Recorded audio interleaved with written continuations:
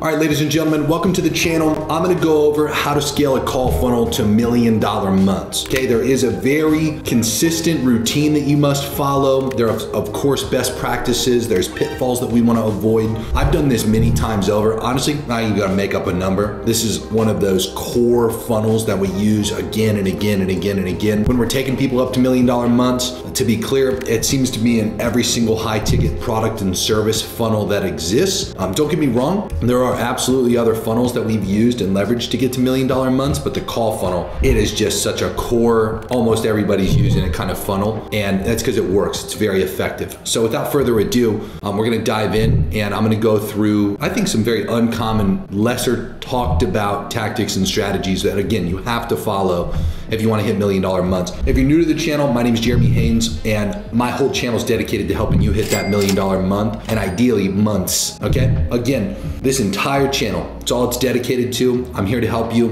and I do it all very transparently in hope that I can bribe you to eventually join it into my Inner Circle program. We'll talk more about that at the end of the video. For now, let's dive straight into this. Okay, to be clear, when it comes to scaling a call funnel, one of the very first things that you must do, okay? This is critical, mandatory, has to happen. Financial modeling everything out. Now, I've built an example for you that I'd love to show you here today so you can see it in real time for how it looks. Again, so you can ideally build something similar and you can understand the importance as to why. So in this example, in this model, I have two different models for a call funnel. I have a 2-call close and I have a single call close. For starters, most businesses are gonna be leveraging a single call close. Even if you have a probability that somebody might follow up and close at a later time, if a majority of your calls are currently happening from somebody scheduling and then somebody getting on that scheduled call and buying on that said call, again, more than half, you're gonna wanna use the single call version of this model. But in addition to that, make sure you understand obviously how financial modeling works. You can model out your exact business to the T. You could obviously factor in the other minority percentage that purchases at a later time into the other half of those calls. The other model is the 2-call close. These are typically for people that are dealing with people they need to convince, people that aren't necessarily as sold on the problem that they have, people that might not be as confident, simply put, that they're gonna be able to get people banked on a simple call.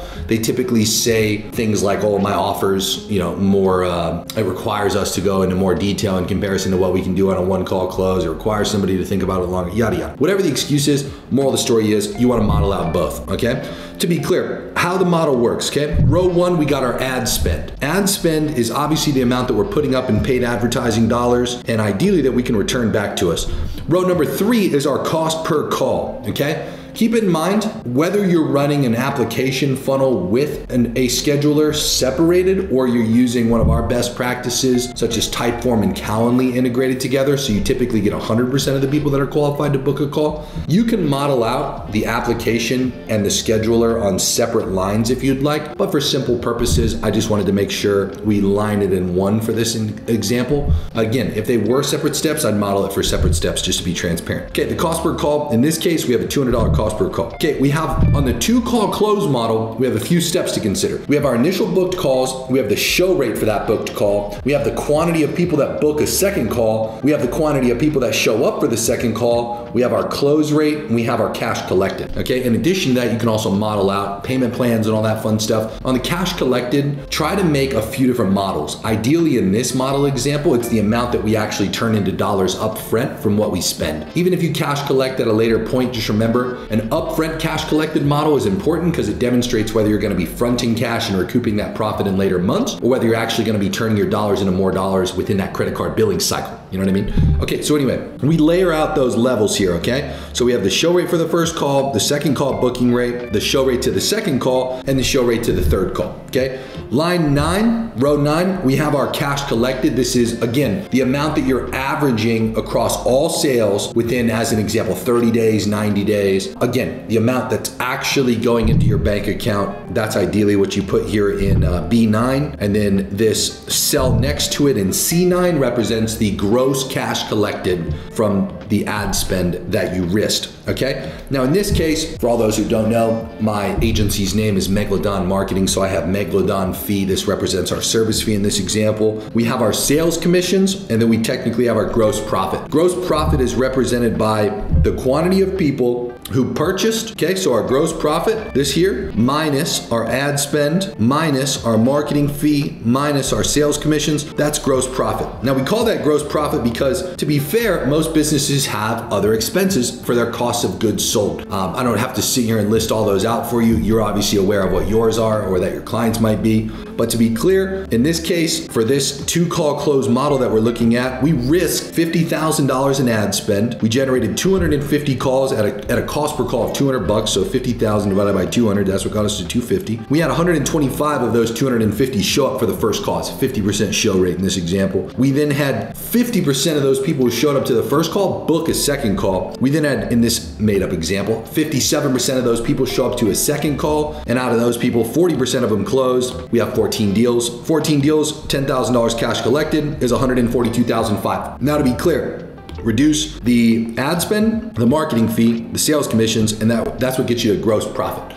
So that's really good. I would obviously, in almost every model that we run, actually factor out the other expenses for the costs of goods sold. I would also encourage that you have additional line items for gross profit, net profit, and again, like the actual dollar amounts that the business is netting inside of a specific cell. That way the model is accurate in its entirety. I've attempted to just simplify this down because one of the most, very surprisingly to be clear, things that we do not see in businesses that are doing like a couple $100,000 a month and scaling to their $1 million months, they don't financial model shit. You know, they're essentially just shooting in the dark, not doing any math, not having a single lick of clarity for like when they need to do what based on math, what statistical KPIs they need to maintain. They just fucking guess, you know, and it's chaotic to not know. You must know when you are trying to hit $1 million months consistently and scale well beyond that. You have to know. That's why we have to do math. So again, expand on this example of a financial model to fit your specific business's needs. Okay, now let's look at this second example where it's a single call close in comparison. And just to point a few things out right off the bat, you'll notice in a 2-call close, you can typically expect a higher close rate. Well, you better, because you've sacrificed essentially a compounded diminishing return adding that many additional steps in the first place. Whereas the people who typically do 1-call closes, they'll average less of a closing percentage, but they'll typically still net overall more returns because it's a simple rule of marketing. The less steps you have in your advertising and sales process, the overall more money you typically make because you can get more people out the other side. Every additional step you add adds friction, therefore reduces the amount of revenue and customers that typically come out the other side as a result. I don't need to tell you basic shit though, you likely already know that. In the 1-call close, okay, again, ad spend, we have the same cost per call of this $200. We have a show rate of 50%. Typically the same again. And then we have a 15% close rate. Less, 25% less in this case, than our 2-call close. Same cash collected, we're cash collected on average $10,000. We grossed $187,500 off of that $50K in ad spend we risked. We reduced the same expenses in this case of the $15K service fee, the $37,500 in commissions that go to the sales reps. This is an example of 20% commissions, by the way, in both of these models. And then we have our gross profit of $85,000.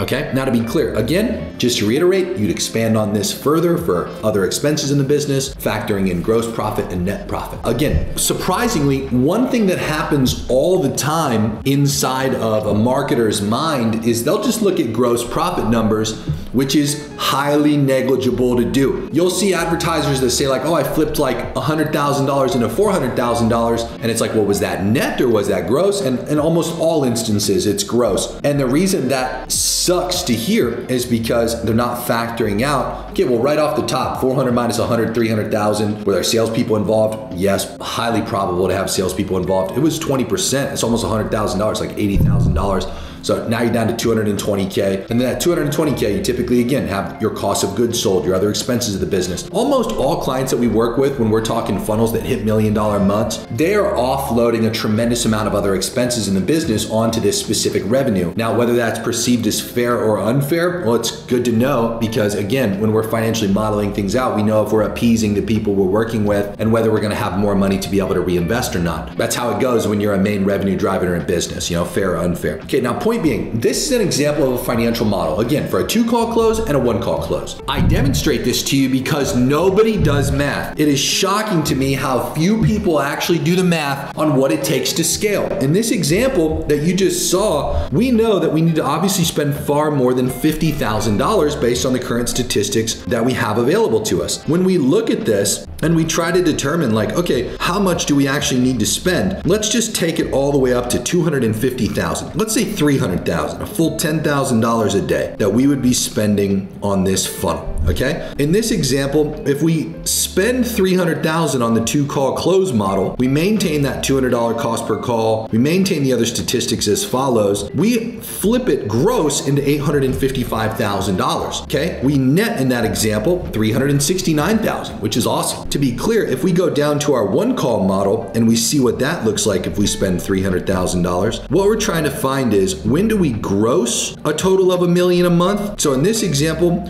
we've passed it. But again, we also want to find what the math needs to look like to net $1 million in a month. So with this single call close in comparison, the $10,000 a day in ad spend, $300,000 over the month, takes our cost per call, again, $200, 50% show rate, 50% show rate, 15% close, okay, 10,000 cash collected. We officially turned $300K gross into $1.125 million. That's awesome. We also netted $585,000. We've got a serious business now, okay? Now this is typically when I like to start just, again, pushing the numbers up. We had in this 2-call close model an extra $300,000. In the 1-call close model, we had an extra $585,000 that the business gross profited. Most likely we'd be taking other expenses off that, just to be fair. However, I digress. The point I'm attempting to make is when can we push it up and see $1 million a month net, okay? Now, when you look at math and you start talking about scaling, it's incremental. We can't just go from 300,000 up to like 750,000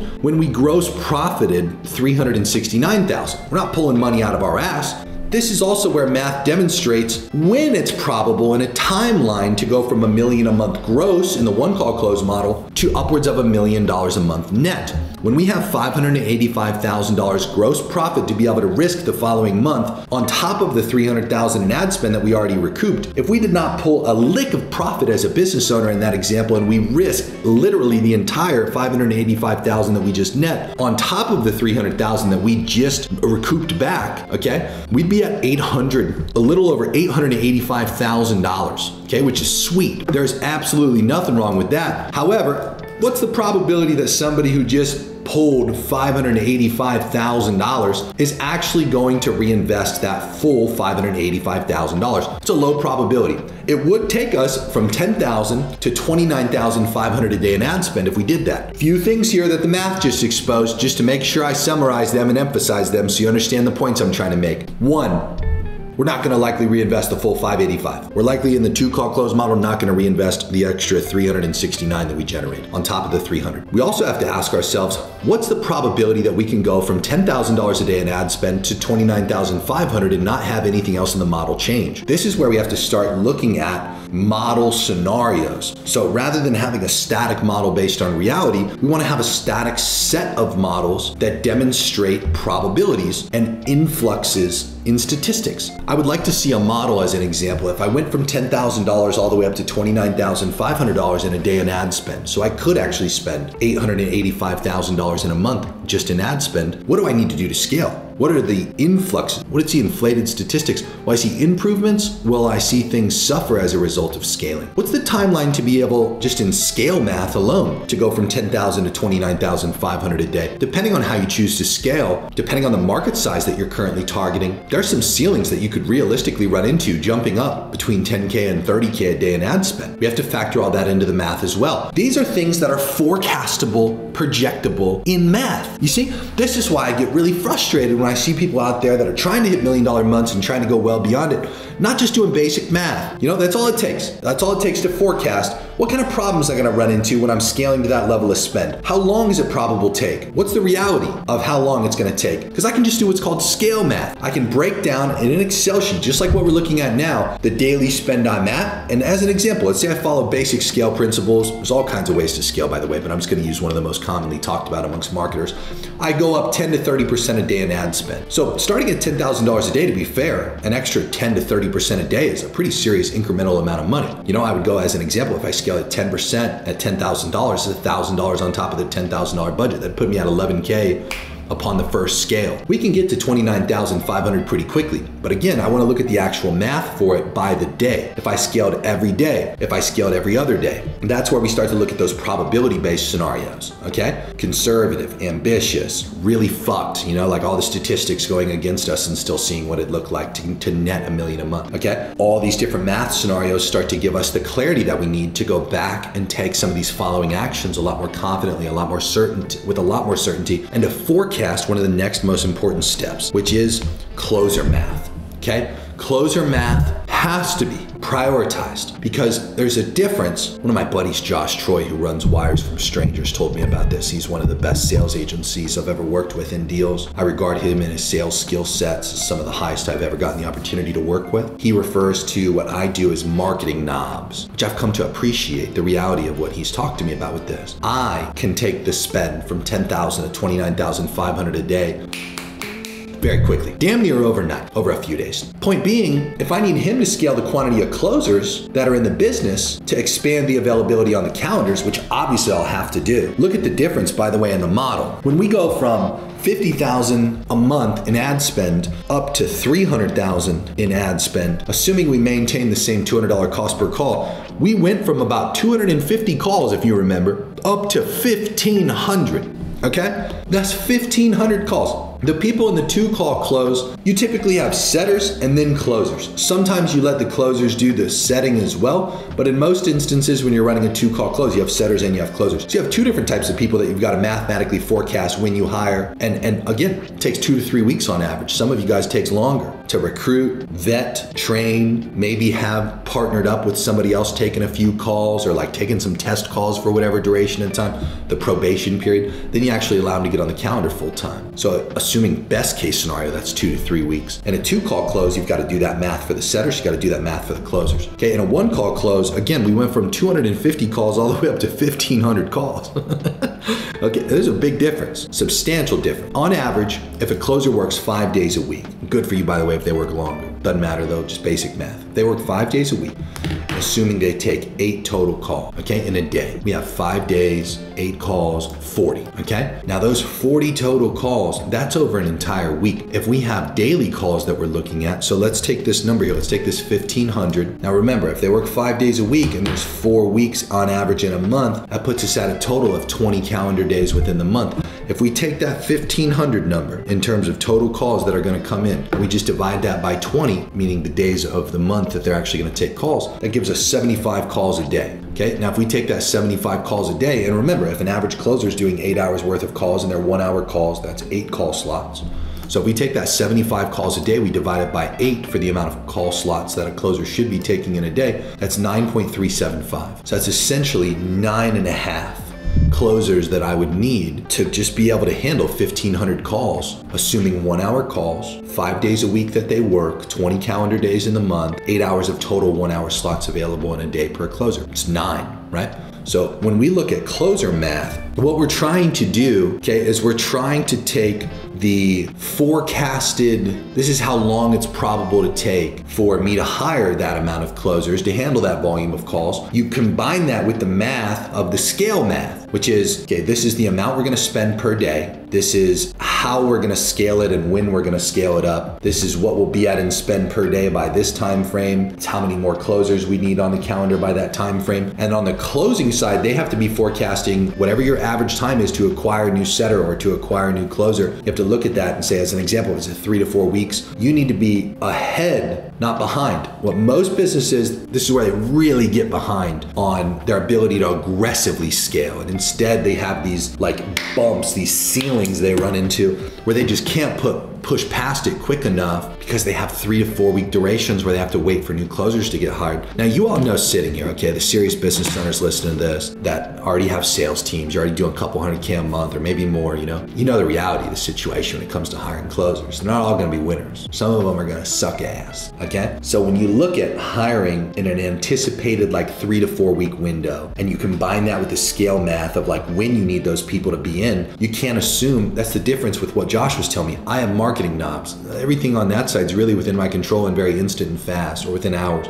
People, completely different, right? Dealing with people is completely different. Some of them are gonna be good, some of them are gonna be bad. You get what I'm saying? And again, it takes 3 to 4 weeks in comparison to marketing knobs, which are overnight. I've got to forecast who I need to hire and when, so I can always continue scaling, okay? I always want to keep scaling. You don't want to be in those periods where like you hit a ceiling and have to wait, and then you get more closers, and then you run into the ceiling again right after, because that's what marketing knobs is. It needs to ideally be like this. It needs to consistently push up together. Like maybe there's occasional windows where there's some separation between the two, but for the most part, like they're damn near correlated and expanding together, rather than like ad spend going quickly and like the sales team doesn't trust the marketing team enough to hire closers because they haven't been able to consistently fill their calendar. And then boom, now you need more closers and you can't get more daily calls. Then it takes 4 fucking weeks. You finally got more closers. Okay, bam, now your ad spend's up again and your closers, your calendars are already full, right? Up. And then by the way, one of your closers ended up sucking, so you had to pull the ad spend back. Now their calendars are instantly full again. You know, you want to be ahead of this. You want, again, consistency. Ad spend goes up, closer volume goes up. You see it like, it more looks like this. You ideally don't ever hit the ceiling.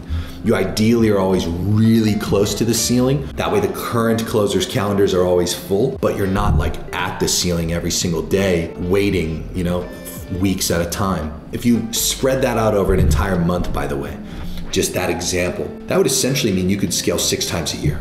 Because if it takes 4 weeks on average, right, and you reactively hire after you've filled the calendars, and it takes 4 weeks, you wouldn't be able to scale for another month. So as an example, right, let's say it's January 1st. You just scaled, you filled the calendars, now your guys go hire. It takes till the end of February. They're officially on the calendars last week of February, first week of March. You instantly fill their calendars again. Okay, now they have to go hire. That takes all the way through March. You don't get to scale again until April. Every other month. You'd have 6 times a year where you'd actually get the opportunity to scale if you were reactively behind the math. It's terrible. The other part of closer math that I really want to make sure I emphasize is cost per call and times the desired volumes of calls. Okay, this is a part of that scaling math I was talking about, where as an example, if I have that $200 cost per call that we looked at, and I want a total of 100 calls to actually come in per day. This also helps me forecast what I need to do with ad spend. You know, like how much ad spend I actually need to anticipate for that to occur. And this could be, you know, really clarifying. You can anticipate like potentially needing to expand credit limits or get additional credit cards, or, you know, call your banking providers and tell them what's going on. Because in this example, you know, you get to $20,000 a day, you have 30 days. So this is ad spend daily in this example, if you need 100 calls, or it could be monthly, you know, whatever it is for you and your business. You have 30 days that goes by. I mean, that's 600 grand that you're putting out in monthly ad spend, okay? See what I'm saying? That is not a light amount of money. That's gonna require you to hit up Amex, let them know what's going on. It's gonna require you to, you know, use cards strategically that don't max out on points. That way you can milk the point system for all it's worth. You know what I mean? Little things that you can anticipate when you just do math. Okay, and this huge for comfort, certainty, planning, knowing what's gonna happen, anticipating when you need to hire. All math, all predictable, all projectable, mostly ignored, okay? Okay, point 3 that you have to focus on when you're scaling a call funnel to $1 million months is you gotta ensure you use a proper retargeting strategy. One of my favorite retargeting strategies is called the hammer them. This is some basic fucking retargeting shit that we're talking about here, where you're just running some direct response ads towards people to get them to convert. We're not talking about that, okay? We're not talking about that. The hammer them strategy ensures that you are getting people on the phone that ideally turn your salespeople into cashiers. Salespeople constantly desire, this is all they want. They want layup deals, okay? They don't want to have to sell somebody hard as fuck every call. That's exhausting. To be clear, they want layup deals. They want to be a cashier. That's all they want. And if you can play into that as a marketer and actually achieve it, all the better, because that enables you to have better statistics in your models to be able to scale aggressively. How do you turn a salesperson into a cashier? I have entire videos on this, by the way. One of them's on my channel, where if you look up in my previous videos, I'm sure my guys can post it somewhere around here, where it says use this retargeting strategy. It's a whole video I did on this in detail, but I'll lightly cover it here for you just for emphasis, okay? When somebody is seeing direct response ads, okay, so this would be the go book a call, and then they go to your landing page, you know, where you probably got a VSL and like your application / scheduler, okay, and they officially booked here. This is where they're actually booked in. Most of you will then just have somebody show up to the call, and then ideally they close after that. Okay, this is the usual, just standard direct response call funnel. What I found is when you do this part of the process, like when you just do it like this is tough for the salespeople unless they're awesome at their jobs. If the salespeople, and I mean this, are like the literal best, they'll fucking love talking to a lead that expressed minor interest in what they could potentially talk to them and sell them on, you know? Most salespeople, again, the majority, are gonna wanna be a cashier. Nothing wrong with that. Let's figure out how to turn them into a cashier. We have to add a step in between the booking and the call. And that, my friends, is where the hammer them strategy comes in, okay? Prior to the call and prior to that close, we are gonna fucking smack these people with retargeting ads. We're gonna smack them with emails, okay? Ideally, and I said I won't go into too much detail on this, but ideally, let's use the example, you have a 3-day window between the time somebody booked and the call happened, or whatever the window is for you, doesn't matter. In that window, okay, I want at least 15 to 20 different pieces of content to get in front of that person and increase the frame they have, okay? If you look on my channel and you see anything that I talk about with the words propaganda, watch those videos to get details of examples of what I'm saying and referencing here with what type of content they should see, okay? 15 to 20 bangers that make them excited when they show up, that make them framed the right way, that make them aware and educated, you know, that give them all the data that they're looking for, that they'd otherwise have just asked your salesperson, or that maybe would have sold them to not show up for the call. When you properly do the hammer them strategy, you see all kinds of exponentially better results. Show rate, positive differences, big time differences. You see big time differences in the feedback you get from the sales team. It's the most important thing. You're gonna say people are a lot warmer, people are coming a lot more framed, people are more probable to close, things like that. In addition to that, you typically see a lift in close rate. You also, in most instances, depending on what your closers are cash collecting, see a positive lift in the actual amount they're cash collecting on average. If they're having a hard time getting everybody to pay in full, or they're getting a lot of payment plans, this can also ensure that you have higher amounts of cash that are collected. In addition to that 15 to 20 frequency that we're looking for, in terms of individual piece of content that reach somebody before they get on a call, but between the time they booked, we also want to add 6 emails a day into this thing, okay? The 6 emails a day.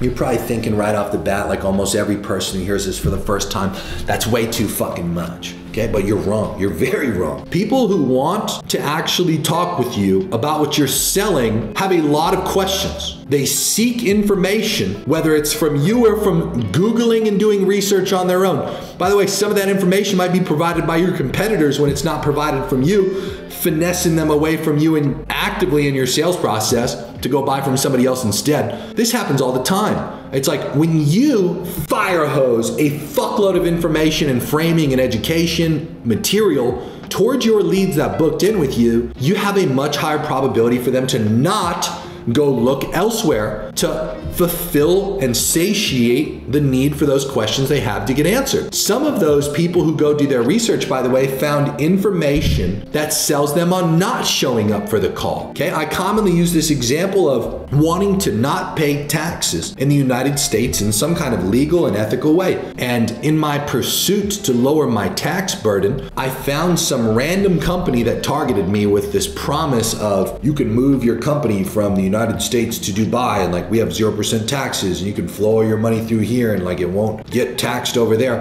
And I thought to myself, I'm like, that sounds like bullshit, but you know, hey, I'll book in, like, let's see if they're right. You know, I'm at least gonna talk to them and find out more. Now, naturally, a problem of my tax bill magnitude demands being solved sooner than later. okay? So I started doing research. I didn't get a fucking single email from this company besides a confirmation that my call was booked. My call, by the way, was like 9 days away. It was insanely long. I did a ton of research in that 9 days. By like the third day, I was not gonna show up for that call that I had booked. It's because I found out, obviously, that that's a false promise. It's not the reality of the situation. And even if they could have somehow countered it in a way that may have sold me, I sure wasn't sold. I was thinking I was wasting my time on that call in the instance that I would have showed up for it, because what I found was contrary to the promise and the claim they made. Now think about it like this. What if they would have in real time, 6 emails a day, right? 1 every other hour for the 12 hours I'm awake on average. It's like, dude, they could have served up so much good shit to me that would have made me more aware, more framed. It would have countered the other information out I would have consumed anyway. You know, it would have at least increased my probability dramatically for showing up. And to be clear, if they did a good enough job with that information in addition to the content they're hammering me with at the same time, it's a really high probability I'm gonna show up ready to buy and fulfill the salesperson's dream of being a cashier. You see, in comparison, they sent 1 email that was a classic call confirmation, that was it, wasteful, and allowed me to do my own research instead, which obviously played against them.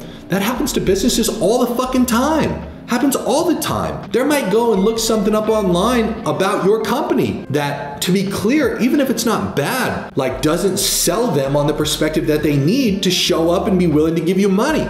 You know, it's like, my point being, you have to understand that this specific strategy right here, I only teach this currently to my clients and my inner circle students. I'm pretty close to unveiling it to my master internet marketing community. Before I release it to like my broader student base, I always make sure that through my inner circle students and clients that like we vet out all the little shit that needs fixed, and like I answer the abundant amount of questions that come from all of my existing inner circle members and clients about it. And we fine tune it, and then we release it to our master internet marketing community. You won't ever find that shit on YouTube, to be clear. You're paying me money if you want to learn something like that, because it's going to make you so much money. Now, I digress. You need to do this, okay? When it comes to scaling a call funnel, I don't view it as an option, because these statistics in your financial model, okay, you can maintain them at low levels of spend. But dude, when you're pushing like $600,000 in a month on ad spend, when you're pumping like $300,000 a month on ad spend, 10K a day, your statistics at scale are probable to flux down and fuck you. And it's because you're not doing things like the hammer them strategy. It's because you're not doing some of the other points that we'll talk about in addition to that. But again, like at scale, it's a completely different game.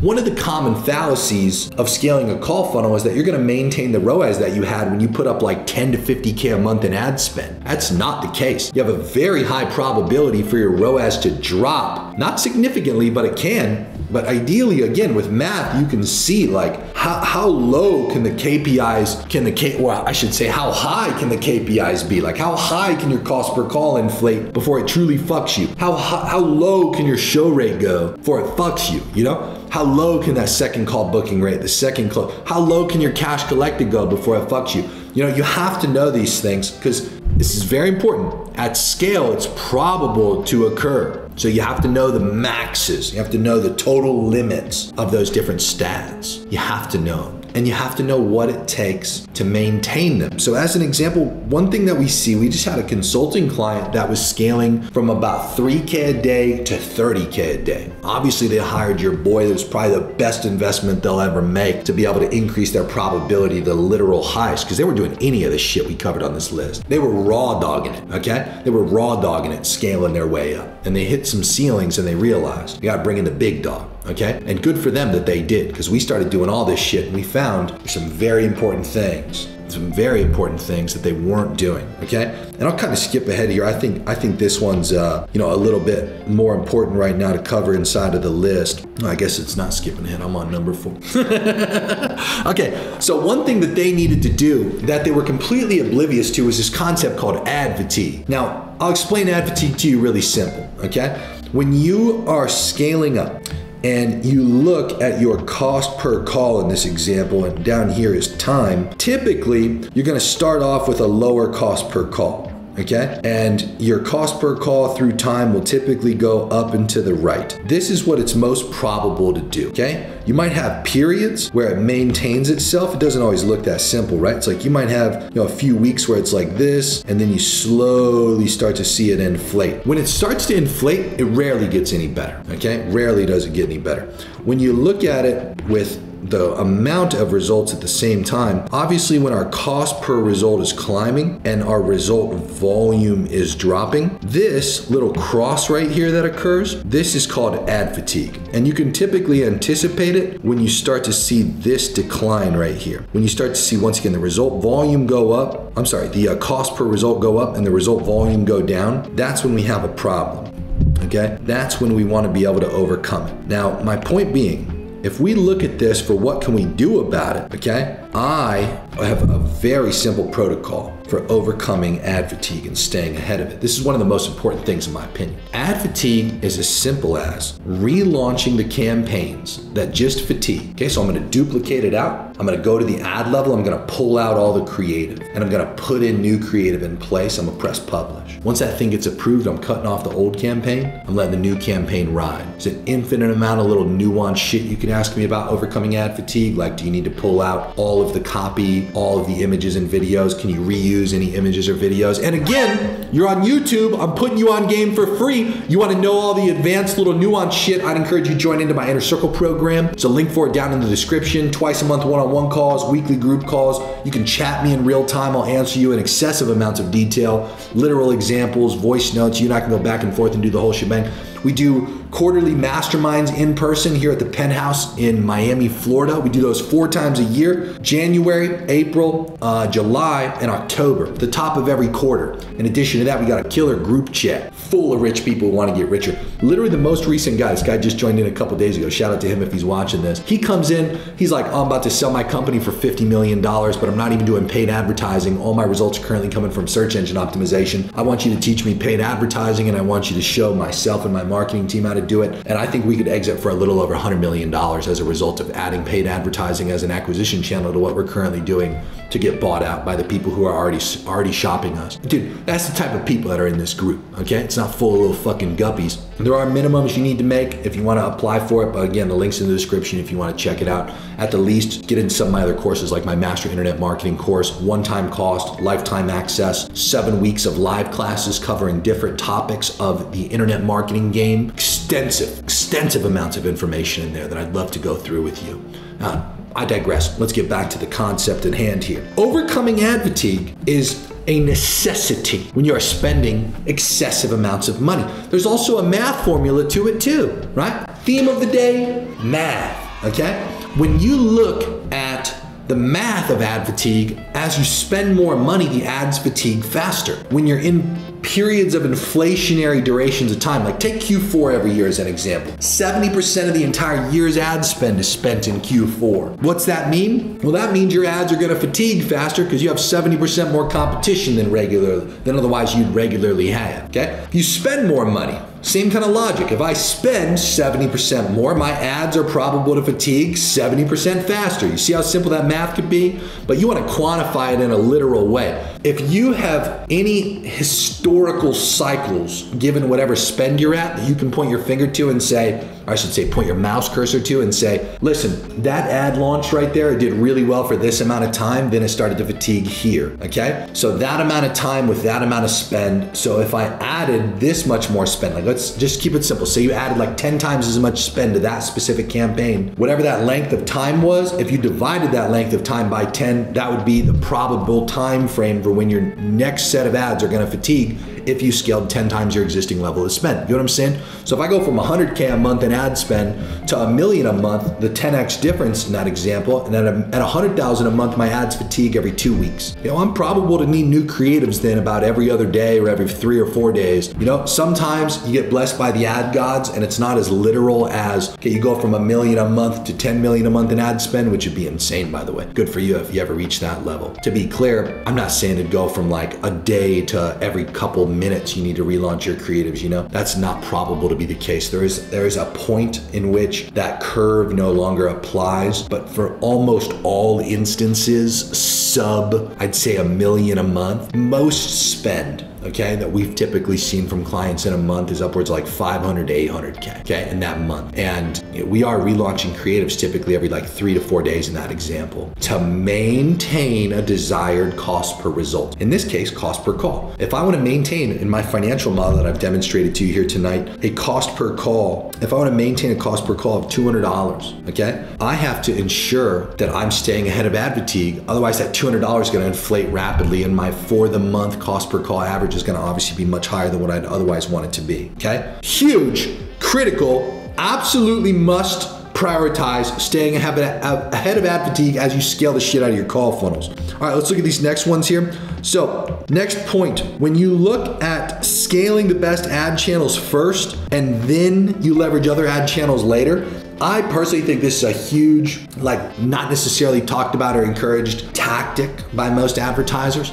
Most of them will immediately divest, but y'all know this to be true if you're doing any kind of paid ads. One channel always performs better than all the other ones. And in almost all instances, that's Facebook and Instagram. There's occasional instances where it's Google AdWords, and there's occasional instances where it's TikTok, okay? There's even occasional instances where it's fucking LinkedIn. But you need to find what your specific ad channel is that you can milk the living shit out of and scale it to its absolute limit. Like, I want you to ram into the ceiling that you don't know exists yet. And I want you to find out how big that channel can go, because at scale, everything happens much faster than what it does at lower volumes. So like ad fatigue problems happen much faster, like we just talked about. The need for more closers happens a lot faster, and you'll need a lot more, you know? The quantity of customers that comes into the business, the operations side of the business, customer support tickets, customer complaint, like everything goes so much faster, and there's so much more of it at scale that you likely don't anticipate. When you take attention and you put it on all these other ad channels at the same time, it can bring in variance of customer types. It can bring in variance to your statistics. You'll need to obviously model out each one of those. And more importantly, it can just bring like that classic lessons of, well, you chase too many things at once. You don't get as good of a result if you just take all your attention and cram it into one thing. You know, that's the most valuable thing that I consider out of what I'm telling you right now is if you just take all your attention and you just put it solely into that one thing, there's a much higher probability you milk the living shit out of that one thing. And then to be clear, after you ram into that hypothetical ceiling that does eventually actualize and become very real, that's when you take your attention and you divest it into other ad channels. I think that's where it becomes most appropriate.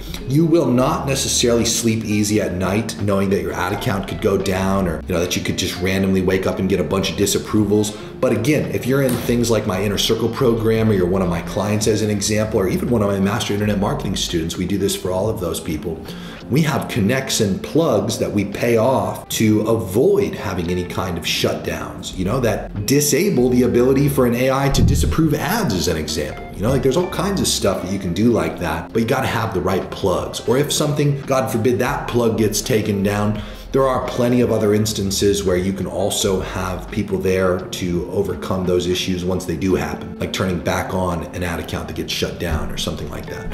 Vice versa for ads that get disapproved that may historically have been your best. There's all kinds of cool stuff like that that you can do. You gotta have the plugs though, you know what I mean?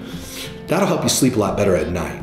That's generally why people will divest, because they think one ad channel is too unstable. They think it's too unpredictable. They don't necessarily know the game and these different dynamics that we're talking about. They're just raw dogging everything with no math, that kind of advertiser in business, right? And again, they don't have the plugs to make things stable. So they just kind of take it on the chin and deal with what we call an organic ad account with no supplements. You know what I'm saying? Okay, the final point, number 6, and this one's pretty interesting.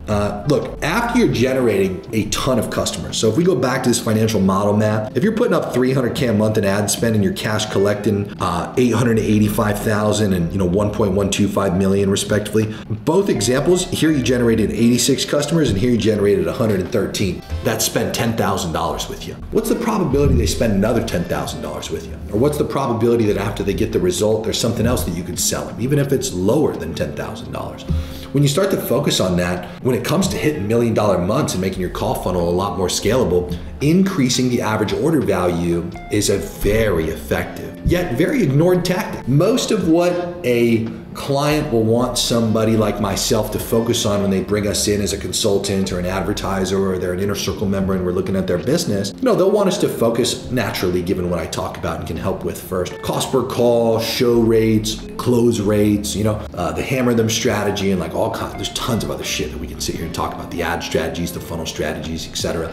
The point I'm trying to make though is I'll typically try right away. I'll say, well, what are we doing to get the average order value up? What are we doing to get that cash collected up? Like, how many people are buying pay in fulls? How many people are doing payment plans? What are we selling them after they buy? How long does it take for us to sell them that? Is there anything that we could use to like supplement the existing offer, so therefore we can charge more money for it in comparison to what we're normally charging now? Even if we got 10% of people to spend an extra $2,000 in comparison to $10,000, that can make a pretty dramatic difference for the overall cash collected when we collect an average. Let's say in this example, right? Here we had 113 customers. If we can cash collect an extra $1,000 a customer and get it up to 11,000, dude, that's an extra $113,000 in that example. Up top when we're cash collecting 10,000, we have 86 customers. If we added an extra 1,000 there, again, it's $86,000 extra. That's awesome. That puts a significant dent into the ad spend that we risked in both examples, respectfully above a third and a little bit below a third. That's pretty cool.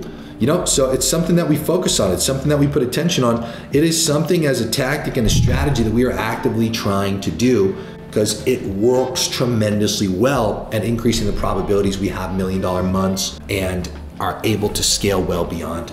Okay? There's a lot more that I'd love to talk with you about, but hey, you got stuff to do and I've got stuff to do, and we gotta go get richer. So without further ado, a little bit of plug to end the video. Check out all my other videos on the channel. They're all dedicated to helping you hit $1 million months. If you made it this far and you're not subscribed to the channel yet, please subscribe. If you are subscribed, thank you very much. I hope you like all the videos I'm dropping. Like the video at the very least. Don't be a little Scrooge, like the video. Comment something. Maybe there's something cool you got out of it. We'd appreciate letting the people know, Let's hear about it. And again, I'd really consider joining in to the Inner Circle program. If you're rich, trying to get a hell of a lot richer, I think there's no better group out there on earth for people like you. If that's who you are and that's who you want to be around, it is aggressive how much richer we all want to get in that group, and we're all very vocal about it. We share everything amongst one another. One-on-one calls, weekly group calls, quarterly masterminds in person that are also streamed remote. You're welcome to watch them live too if you can't make it. You want to tap in. And again, we have a group chat full of killers. We'd love to have you a part of it if you're the right person. There's a link down in the description. And again, thank you for being here. It's always a pleasure to help you on your path to your $1 million months, ideally. Yeah. Okay, talk soon. Bye.